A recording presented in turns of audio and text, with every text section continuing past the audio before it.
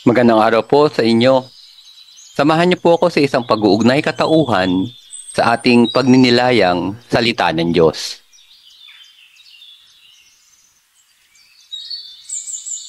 Ang mga hakbang po sa pag-uugnay katauhan sa Ebanghelyo ay ang sumusunod.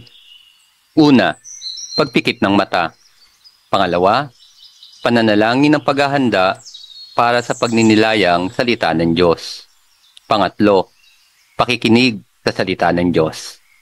Pang-apat, pag-uugnay ng sarili sa kwento. Paglalagay ng sarili bilang isa sa mga tauhan o isang simpleng saksi o nagmamasid sa mga kaganapan sa kwento. Panlima, pagsagot sa mga tanong pagninilay. Pang-anim, pakikipag-usap sa Diyos at pag-aantay ng kanyang katugunan.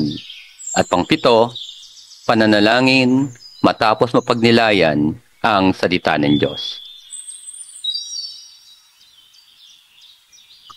Tayo na po ngayon ay mag-ugnay katauhan patungkol sa Ebanghelyo ni San Lucas, ang panunukso ng dyablo sa ating Panginoong Hesukristo. Ipikit na po natin ang ating mga mata. Samahan niyo po ako sa pananalangin. Sa ngalan ng Ama at ng Anak at ng Espiritu Santo. Amen. Mahal na Ama, sa sandaling ito, kami po'y lumalapit sa iyo, naghahanda ng aming mga puso at isipan upang makinig sa iyong banal na salita. Naway ang iyong Espiritu ang gumabay sa aming pakikinig upang maunawaan namin ang mga aral na nais mong iparating. Buksan niyo mo ang aming mga mata upang makita ang iyong katotohanan. Ang aming mga tainga upang marinig ang iyong tinig at ang aming mga puso upang tanggapin ang iyong pagmamahal. Alisin niyo po ang anumang hadlang na maaring pumigil sa amin na makaunawa sa iyong salita. Patahimikin niyo po ang aming isipan mula sa mga alalahanin at distraksyon upang mapagtuunan namin ang iyong presensya. Nawa ang iyong salita ang magbigay sa amin ng lakas, karunungan at pag-asa. Tulungan niyo po kaming isabuhay ang mga aral na aming matututuhan upang maging daluyang kami ng iyong pag-ibig sa mundo. Salamat po sa inyong salita na siyang ilaw sa aming landas. Sa pangalan ni Jesus, Amen. Sa ngalan ng Ama at ng Anak at ng Espiritu Santo, Amen. Ngayon po, ating pakinggan ang salita ng Diyos. Ang mabuting balita ng Panginoon ayon kay San Lucas. Papuri sa iyo, Panginoon. Noong panahong iyon, umalis si Jesus sa Jordan. Puspos ng Espiritu Santo. Dinala siya ng Espiritu doon sa ilang. At sa loob ng 40 araw ay tinukso ng dyablo. Hindi siya kumain sa buong panahong iyon, kaya't gutom na gutom siya. Sinabi sa kanya ng dyablo, "Kung ikaw ang anak ng Diyos, iutos mo na maging tinapay ang mga batong ito." Ngunit sinagot siya ni Jesus, "Nasusulat, hindi lamang sa tinapay nabubuhay ang tao." Dinala siya ng dyablo sa isang napakataas na lugar at sa isang saglit ay pinakita sa kanya ang lahat ng kaharian ng sanlibutan. "Ibibigay ko sa iyo ang lahat ng kapangyarihan at kadakilaan ng mga kahariang ito," wika ng dyablo. "Ipinagkaloob ito sa akin at maibibigay ko sa kanino mang ibigin ko. Kaya't kung ako'y sasambahin mo, magiging iyong lahat ito." Sumagot si Jesus, "Nasusulat, ang iyong Diyos at Panginoon ang sasambahin mo, at siya lamang ang iyong paglilingkuran." At dinala siya ng dyablo sa taluktok ng templo ng Jerusalem at sinabi sa kanya, "Kung ikaw ang anak ng Diyos, magpatihulog ka, sapagkat nasusulat, Ipagbibilin niya sa kanyang maanghel na ingatan ka at aalalayan kanila upang hindi ka matisod sa bato. Subalit, sinagot siya ni Jesus, nasusulat, huwag mong subukin ang Panginoon mong Diyos. Pagkatapos siyang tuksoyin ng dyablo sa lahat ng paraan, ito'y umalis at naghintay ng ibang pagkakataon. Ang mabuting balita ng Panginoon. Pinupuri ka namin, Panginoong Hesukristo. Atin pong sagutin ang mga tanong ng pagninilay. Bilang isang taong nakasaksi sa mga panunukso kay Kristo sa ilang, tungkol sa gutom, paano nagawang tanggihan ni Jesus ang tukso na gawing tinapay ang mga bato kahit gutom na siya? Ano ang ibig sabihin ng kanyang sagot na hindi lamang sa tinapay nabubuhay ang tao? Sa aking sariling buhay, gaano kadalas ako nagpapadala sa mga pisikal na pangangailangan? At paano ko maiiwasan ang pagiging alipin ng mga ito?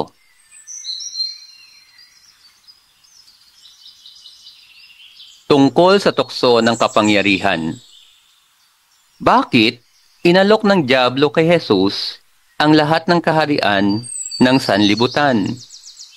Ano ang ibig sabihin ng kapangyarihan at kadakilaan sa konteksto ng tukso na ito? Paano ko mapapanatili ang katapatan sa Diyos sa harap ng mga alok ng kapangyarihan o material na kasaganahan?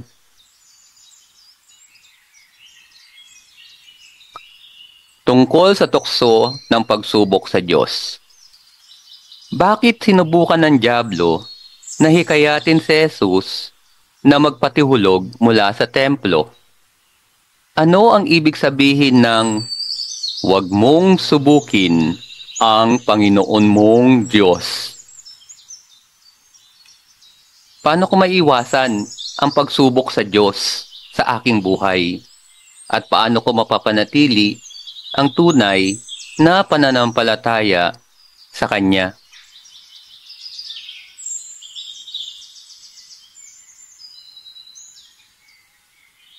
Pangkalahatang pagninilay.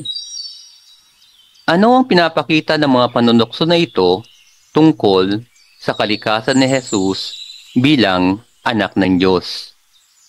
Paano niya pinakita ang kanyang pagtitiwala sa Ama? Paano ko magagamit ang halimbawa ni Jesus sa pagharap sa mga tukso sa aking sariling buhay? Paano ko mapapalakas ang aking espiritual na depensa laban sa mga tukso? Ano ang kahalagaan ng pag-asa sa banal na kasulatan sa panahon ng mga pagsubok? Paano ko mapapahalagahan ang pagiging malapit ng Espiritu Santo sa panahon ng pagsubok?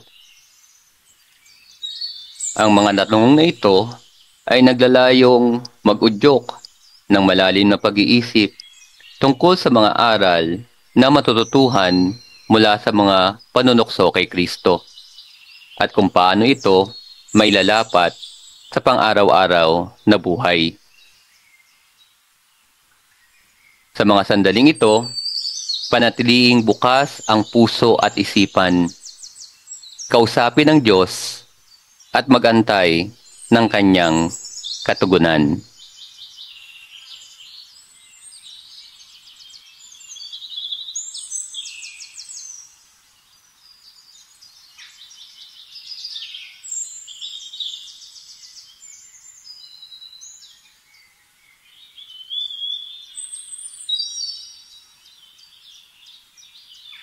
Tayo na po ay manalangin sa ngalan ng Ama at ng Anak at ng Espiritu Santo.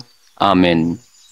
Panginoon, aming Diyos, sa pagtatapos ng aming pagdinilay, kami nagpapasalamat sa iyong presensya at sa mga biyayang aming natanggap. Salamat sa mga aral na aming natutunan, sa inspirasyon na iyong binigay, at sa kapayapaang aming nadama. Naway ang mga binhi ng iyong salita ay manatili sa aming mga puso at mamunga sa aming mga buhay. Tulungan mo kaming isabuhay ang aming mga natutunan upang maging saksi kami ng iyong pag-ibig at liwanag sa aming mga kapwa. Patawarin mo kami sa mga pagkakataon na kami ay nagkulang sa pag-unawa at pagsunod sa iyong kalooban. Bigyan mo kami ng lakas upang mapagtagumpayan ang mga hamon at tukso na aming kinakaharap. Gabayan mo kami sa aming paglalakbay at tulungan mo kaming maging daluyan ng iyong pagpapala sa mundo. Salamat po sa iyong walang sawang pagmamahal at awa. Sa pangalan ni Jesus, Amen. Sa ngalan ng Ama, at ng Anak, at ng Espiritu Santo, Amen.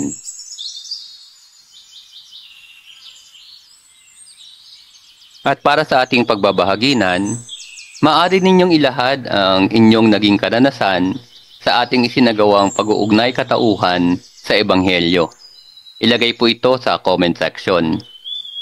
Dahil ang salita ng Diyos ay hindi labang pinapanatili sa ating mga sarili, mangyaring ibahagi ang video sa inyong mga mahal sa buhay at kakilala.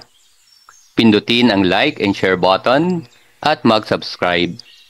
Marami pong salamat. Naway patuloy tayong pagpalain ng poong may kapal sa ating paglalakbay sa ating buhay pananampalataya.